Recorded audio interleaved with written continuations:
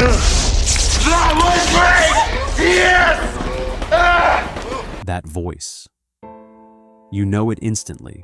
Gravel wrapped in steel, delivered with cold precision that makes you believe he could actually rip your spine out. Michael Ironside doesn't just play the heavy. He embodies a very specific kind of menace that's defined science fiction villainy for decades, from Scanners to Starship Troopers to The Flash. So, what the hell happened to sci-fi's ultimate heavy? Let's fade to legacy. Born Frederick Reginald Ironside on February 12, 1950, in Toronto, Canada, Ironside's origin story bears little resemblance to the intimidating characters he would later portray. Raised in a large family as one of 5 children, young Michael showed creative instincts early on, writing a play at the age of 15 that won a Canadian national contest. This early success sparked his interest in storytelling and performance, though the path wasn't immediate. His working-class background meant pragmatism came first. He worked construction and factory jobs before fully committing to acting. Ironside studied at the Ontario College of Art and eventually found his way to theater, where his commanding presence and distinctive vocal quality quickly set him apart. There was nothing manufactured about his intensity. It emanated naturally, a quality directors would later capitalize on repeatedly. His theatrical training established the foundation of his approach. Character work came first, glamour second.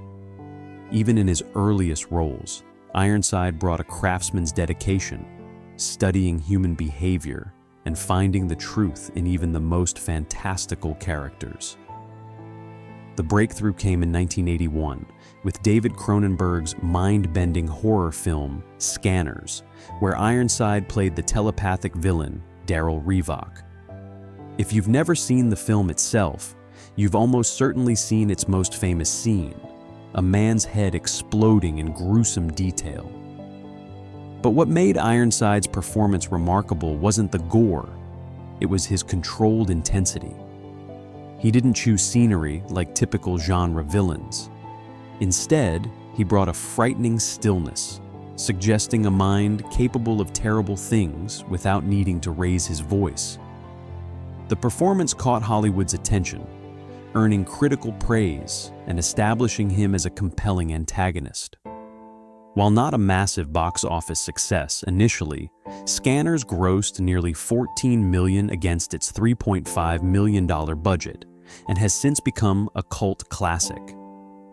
The role showcased Ironside's ability to convey menace through minimalism, a skill that would define his career. His momentum continued with the NBC Sci-Fi miniseries V in 1983, where he played the mercenary Ham Tyler. The series' allegory about fascism and resistance gave Ironside material with actual substance, rare in science fiction television of the era. His portrayal balanced cynicism and heroism in a way that elevated the material, showing he could play complex characters beyond simple villainy. Throughout the 1980s, Ironside solidified his persona as Hollywood's go-to intense character actor. The roles that cemented his image share a common thread: intelligence paired with lethality. In 1986's Top Gun, he brought military gravitas as radar intercept officer Jester. But it was Paul Verhoeven's Total Recall, a 1990, that delivered his most iconic role as Richter, the relentless security chief hunting Arnold Schwarzenegger's character across Mars. What made Richter memorable wasn't just his ruthlessness, but Ironside's ability to suggest competence. His villains weren't disposable henchmen, they were formidable threats. Ironside brought a working-class authenticity to these roles. His characters felt like men who had earned their positions through experience rather than privilege. This quality made him particularly effective in military and law enforcement roles. His collaboration with Verhoeven continued in 1997's Starship Troopers, where he played the one-armed career Sergeant Zim with scene-stealing precision. Again, Ironside found the humanity in a potentially one-note character, creating someone whose toughness came from lived experience.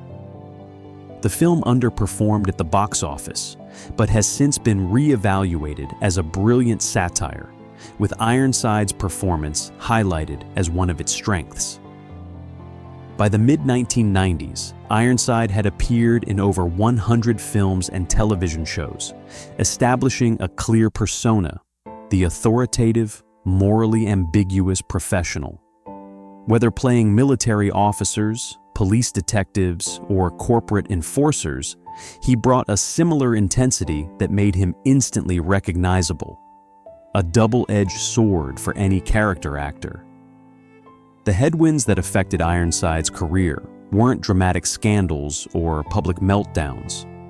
Rather, he faced the particular challenge that haunts many character actors: typecasting. Hollywood's imagination often has limits, and Ironside's distinctive presence meant he was frequently offered variations of roles he'd already played. The industry rarely saw beyond his capacity to intimidate. Another significant challenge came from the changing landscape of genre filmmaking. As CGI spectacle began dominating science fiction and action films in the late 1990s and 2000s, the market for mid-budget genre films, where character actors like Ironside thrived, began to shrink. The nuanced villain was increasingly replaced by digital threats or more simplistic antagonists designed to showcase special effects rather than performance. Age presented another transition point.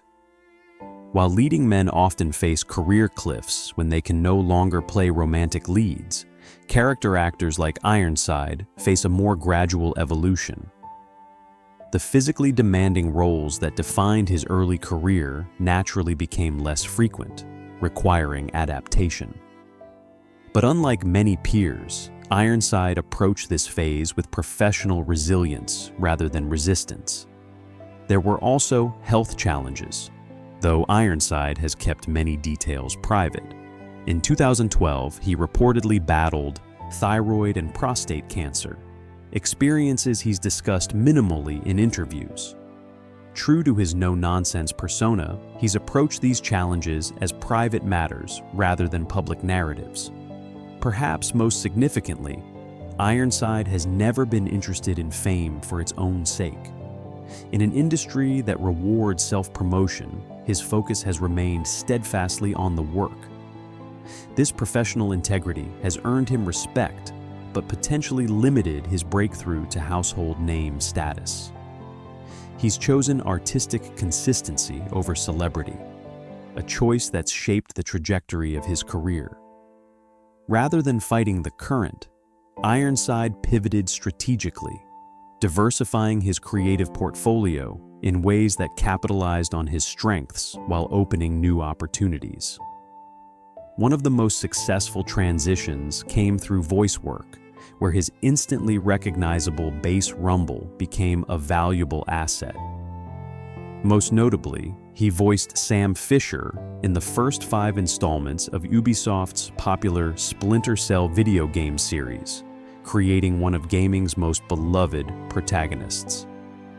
This work introduced him to a new generation who might never have seen his film performances. Television also provided fertile ground as the medium's golden age created demand for skilled character actors. Ironside took recurring roles in series like ER, The Flash, and Smallville, where he played the iconic Superman villain, Darkseid. These parts allowed him to work consistently while showcasing more range than his film roles often permitted. Interestingly, Ironside also maintained a presence in Canadian productions, appearing in series like The Border and films that connected him back to his roots. This parallel career path allowed him creative freedom away from Hollywood expectations, taking roles that wouldn't necessarily fit his established American persona. He also expanded into mentorship and teaching, sharing his decades of experience with younger actors.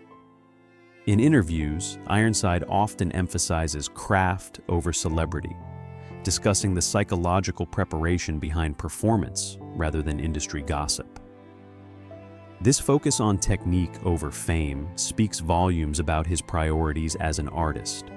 In recent years, Ironside has maintained a steady, if somewhat lower-profile career.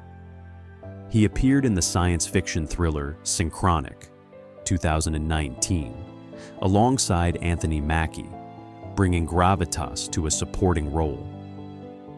He reunited with his Starship Troopers director Paul Verhoeven for Hollow Man, in 2000, and has continued working in both independent and mainstream productions. Television has remained a constant, with appearances in The Alienist, The Flash, and The Dropout, where he played former Secretaries of State George Shultz and Defense William Perry. These roles demonstrate his continued versatility, particularly in bringing historical figures to life with authority. Voice work continues to be a significant part of his portfolio, though younger gamers might note he was replaced as Sam Fisher in later Splinter Cell installments, a decision that disappointed many fans who associated his growling delivery with the character. Today, Ironside lives in Los Angeles and continues to work selectively. While he may not maintain the frantic pace of his earlier career, he remains active and choosy about projects. Now in his 70s, he's reached the elder statesman phase of his career, where his mere presence adds credibility to any production he joins. What makes Michael Ironside matter in the landscape of character actors? First, there's his sheer consistency. For over 4 decades, he's brought professionalism and intensity to every role, regardless of budget or prestige. In an industry often fixated on overnight sensations, Ironside represents the craftsman's approach, steady improvement through repetition and experience. His villains transcended simple menace because they contained recognizable humanity. Even in science fiction and fantasy settings, his characters felt grounded in reality. This quality elevated genre material that might otherwise have felt disposable. Think of how many sci-fi films from the 80s and 90s are remembered primarily for their special effects rather than performances. Ironside's work stands out because it anchors the fantastical in emotional truth. There's also his distinctive presence. In an era of increasingly interchangeable actors, Ironside remains instantly identifiable. You don't need to see his face to know it's him. That voice alone communicates authority. This signature quality has become increasingly rare in an industry that often prioritizes malleability over distinctiveness. Perhaps most importantly, Ironside represents a particular kind of working actor who prioritizes longevity over fame. By never becoming too closely associated with a single franchise or role, he's maintained creative freedom and professional sustainability. The flashier stars of films he appeared in have sometimes faded, while Ironside continues working, demonstrating that slow-burn careers often outlast supernova ones. His legacy lives most visibly in the realm of science fiction, where his performances helped legitimize material often dismissed as unserious. Actors like Ironside brought theatrical training and dramatic commitment to genre work, elevating it beyond mere escapism. You can trace a line from his approach to today's more respected genre performances. Michael Ironside never needed to be the biggest name on the poster. Instead, he built something more durable, a reputation for quality, consistency, and authenticity that's weathered decades of industry shifts. In doing so, he's created a masterclass in character acting, proving that sometimes the heavies leave the most lasting impressions. If you enjoyed this look at one of cinema's most distinctive presences, please like, subscribe, and comment below. I really do look forward to seeing you in the next one.